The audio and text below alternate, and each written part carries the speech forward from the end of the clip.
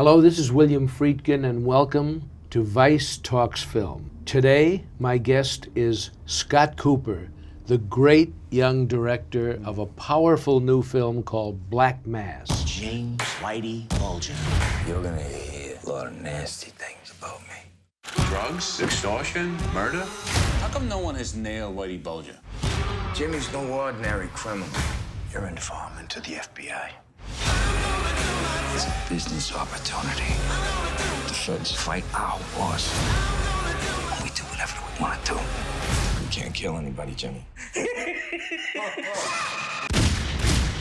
Tell us about the story, because it's a very complex story. Oh, it's extremely All the complex questions are not really answered, but No. your film poses them. Black Mass chronicles the mean streets of South Boston in the 1970s and 80s and early 90s, while Whitey Bulger, who was the most notorious crime figure in the city's history, was reigning supreme, while his brother, Billy Bulger, was the most powerful politician in the city. He was the president of the Massachusetts State Senate for Indeed he 18 was. years. Indeed he was. And he was the closest thing to a king a city has ever had. Extremely bright, cunning, and ruthless politician. And then, add to that, John Connolly, a rising star within the FBI's ranks, special agent in charge, a man who hailed from the same projects as both Billy and Whitey Bulger in South Boston, and a man who, as I understood it, had always been in awe of Whitey Bulger and his mystique. And here you have these three men, and truth stranger than fiction, and a narrative that's extremely complex, and that really would warrant it even an 8-hour long-form telling. You could make a film just on Whitey Bulger, you could make a film just on Billy Bulger, or you could make a film just on John Connolly. So I've tried to, within the limitations of a 2.5 hour narrative, trying to tell the story as best as I can, touching on all three men, what transpired as Whitey operated with impunity, and was essentially given a license to kill by the FBI as his life as an informer. It's almost a Shakespearean tragedy, and I think you presented it that way. I have to say that the casting of this picture is superb. Thank you. Johnny Depp gives one of the all-time great performances I think you will ever see in an American film. He's transformed himself completely. He has. Now, I met Whitey Bulger on 2 occasions, and it was rather pleasant. He had not become the national legend at the time I met him, but he was a local legend. But Johnny Depp has him down perfectly. You changed the shape of his head. What did you do with him to turn him into Whitey? Johnny and I looked at photo after photo, video after video that was provided to us by the FBI and by the Massachusetts State Police to really approximate Whitey's look. Because Johnny Depp is one of the 2 or 3 most famous people in the world, and he's also impossibly handsome. So we knew that Whitey has such striking looks that we had to get that right. So Johnny and his makeup artist, Joel Harlow, and I, sifting through photos, understanding how his lack of hair, his very defined features. Was a very strong man, Whitey, very powerful, very compact. I'm told by some of the locals in South Boston who knew him that he thought of himself at times as Steve McQueen, the way he would dress, or his glasses, right, the way that he would carry himself. So that's where we started, was this physical transformation. Of course, Johnny physically transformed for many of his films, but the big transformation for Johnny Depp, because Johnny Depp is one of the most gentle and sincere and thoughtful men that I know, was this interior transformation. So you take this man who's Johnny Depp, and then you turn him into a man who was, by all accounts, a sociopath, a man who was cunning, charming, extremely violent, and deadly. And it's mesmerizing how Johnny was able to get there. Whitey Bulger's longtime attorney, Jake Carney, stopped by the set, introduced himself to Johnny. He asked if we could watch filming. I agreed, and I once looked over after I called cut, and he was shaking his head. And I said to Mr. Carney, I said, is this just not accurate? Are we not getting it right? He said, no, Scott. He said, it's chilling. He said, Johnny not only looks like him, his accent's perfect, he sounds like him, he moves like him. And when Fred Weishak, the prosecutor, federal prosecutor who prosecuted them, when he visited the set, he said, who's the guy playing John Connolly? Is he from Boston? I said, no, that's Joel Edgerton. He's from Australia. He said, Scott, I can't believe this. That's another amazing performance. Joel Edgerton playing John Connolly. John, do you know what I do to rats? It ain't ratting, Jimmy. It's an alliance between me and the FBI. No, between you and me. He seems to have done it almost strictly from within. Because I don't see any makeup None applied to him, except his hair. His hair. The kind of pompadour that Precisely. John Connolly had. And his attitude. That's what Fred Weishak said to me. Fred Weishak said, Scott, the way he moves, the way he talks, the way he's always dancing, he's never settled. But I will say that Benedict Cumberbatch, anytime I would go to his apartment or in the trailer on the day we were shooting, there's a great deal of footage on both John Connolly that Joel Edgerton was always watching and referring to, and Billy Bulger.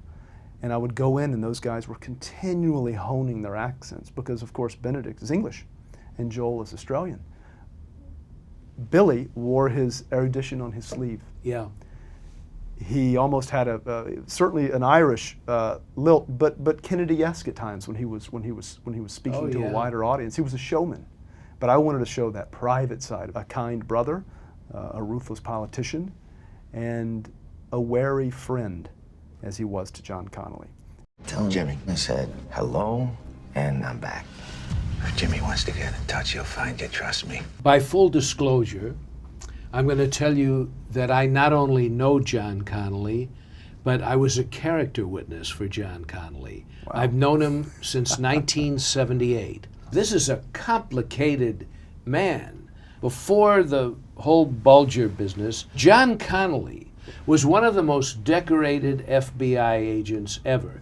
He had citations from 8 former directors of the FBI, from Hoover to William Sessions. And he is the guy who managed to put a wiretap that is the only known recording of a Mafia initiation ceremony. Indeed, and what you hear in the film comes straight from those transcripts, believe it or not. You said it earlier, and I think it's really true, that this is a Shakespearean tragedy. Here you have a man in John Connolly who grew up in the same neighborhood as Whitey and Billy, but a man who was always on the right side of the law, who was well regarded from his superiors at the FBI, who through awe, through hubris, through arrogance, through wanting to live the lifestyle of a gangster, who knows why he decided to do what he did. Of course, he really felt, I genuinely think John Connolly felt that if he used Whitey Bulger as an informant, he would be able to get inside the criminal empire known as the Angulo crime family. And he did. And he did. And they busted it. That's right. And Whitey didn't give him much apart from the location of where to put these wiretaps. But Whitey tended to enrich himself and not give them so much. Whitey still believes that, and many people in the FBI certainly believe that. But John Connolly was the great white hope of the FBI. And this is what the Boston FBI decided to do, to make a deal with Whitey Bulger. That's right. That if he would give them information about the operations of the Italian mob, they would give him a pass. They specifically said anything but murder, but That's Whitey right. didn't live up to anything but murder. But he did continue all of the other criminal activities he was involved in. He and others gave the feds information that led to the absolute shattering of the Italian mob. It was the Angulo Patriarca That's right. mob.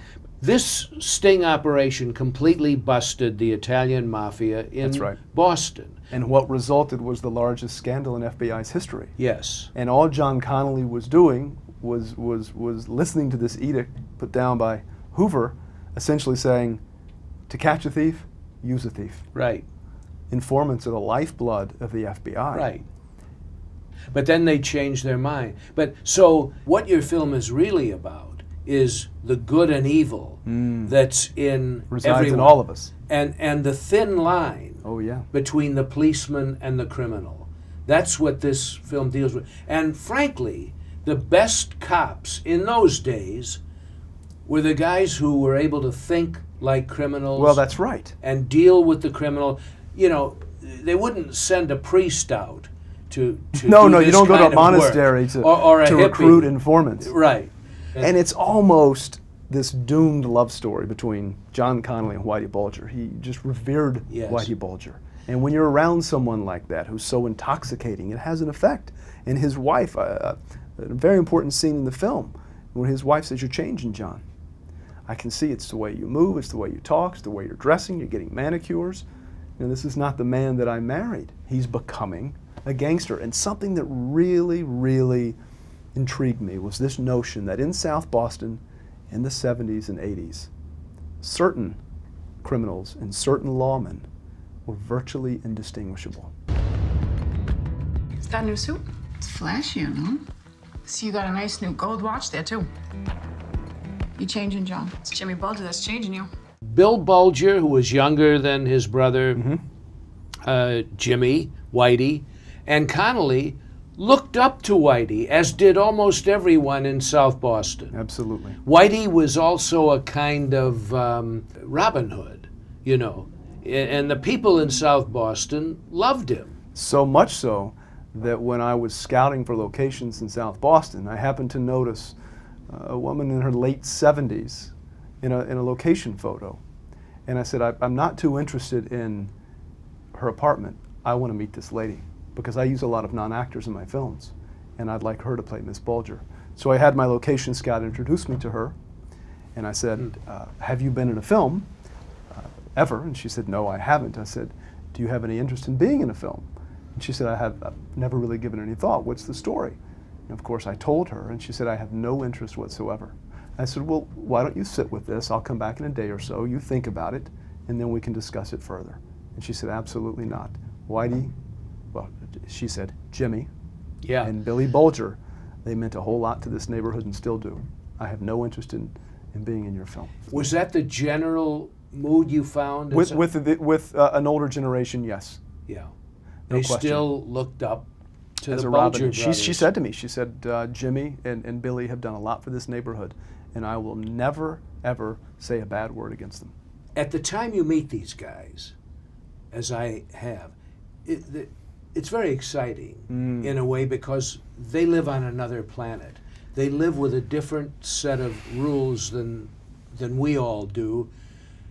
At the same time, when you think about it afterwards, it's like having jumped into a pile of garbage, because whatever rules or morality they live by is not something that I share, and I don't imagine that you do. No. But you made the film not as a critique of them. What's so good about the film to me is that you put us in the world, and you say to the audience, in effect, you judge these guys. Well, that's important. Yeah, that's why I set out to make this, because I always had to remember there are many victims in this story and their families.